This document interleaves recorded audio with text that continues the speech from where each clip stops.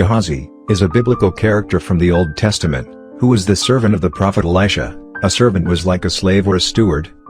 In 2 Kings 48:37 it is the first time that he is mentioned positively, when he feels sympathy for the Shunammite woman who could not have children, for which Elisha prophesies to him and gives him a word in which the Shunammite woman would have a child to him. Term of 1 year. Over time, we see that he was jealous for the honor Elisha, considering that the Shunammite woman did not show enough respect to the prophet when he embraced her feet in Kings 4:8-37.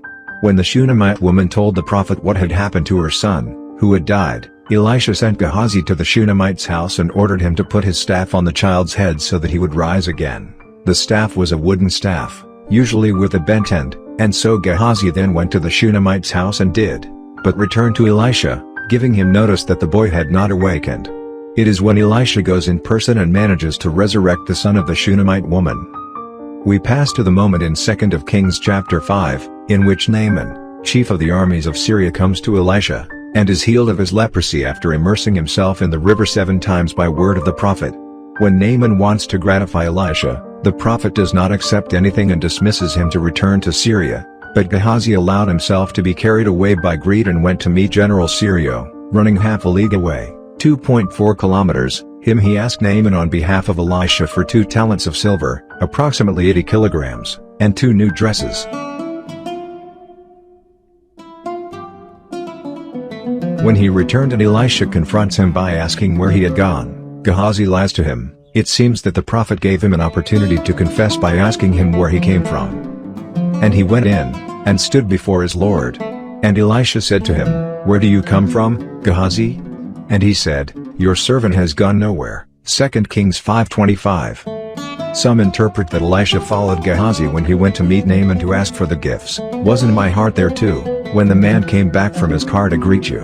But Elisha uses the Hebrew word, leb, which indicates sentiment. Apparently the prophet meant that despite his feelings of wanting to take Naaman's gifts, he took his feelings captive so as not to receive a payment for prophecy. It is a stark contrast to the prophet Balaam, who apparently succumbed to the service of a Canaanite king, and ended up receiving payment from King Balak, to accuse him of corrupting Israel. Numbers 31:16, Num 24. Elisha, seeing that his servant lied to him, utters the curse word that caused Gehazi to leave the house completely leprous. According to the law of Moses, a leper had to be outside the camp, Leviticus 13:46, he could no longer approach anyone else. In the time of Elisha, lepers lived outside the big cities, where they received alms from the who went in and out of the city every day until they died. Now, in chapter 7 of the 2 Kings we have the story of the 4 lepers who were at the gate of Samaria, capital of Israel, when Syria was attacking and besieging the city. So these lepers who were at the door decided to go through the Syrian camp to try their luck, since one way or another they would die of starvation. When they reached the Syrian camp there was no one and the camp was intact. Then they ate and drank until they were satisfied, but among themselves they told you, "We are not doing well," because they knew that in Samaria the whole town was perishing due to hunger, the siege that Syria was carrying out. Then it was when the lepers decided to go to the door from the city and gave notice that the Syrians had left, and that they had left the entire camp with all the food and all the provisions. The striking thing is that after this story we can see in chapter 8 of 2 Kings Gehazi next to the king. The Bible says that the king asked Gehazi about all the great things that Elisha had done, and he told him the wonders performed by the prophet. So it is very likely that, as in Naaman's case, his act of greed produced the curse of leprosy. It is also probable that his act of kindness towards the people of Samaria has healed him. The lepers acted in such a way that they saved a whole nation of starvation, and that heroic attitude of passing through the Syrian camp and then giving notice to the king, has then put him next to the king in his court. Since from what we see in the biblical account that the king had not sent for Gehazi from a distant place, but the story implies that Gehazi was close to the king, in his royal court. Just an act like what happened to the lepers giving notice to the king that the Syrians were no more. He could make a simple servant, slave, speak directly to the king in his court. At that time, in chapter 8 of 2 Kings, Gehazi also helps again the Shunammite woman, who had returned from Philistia. She had left because of the drought that Elisha prophesied, and presents her to the king as the mother of the child. That Elisha was resurrected. Then the king, after hearing this, returns the lands to the Shunammite.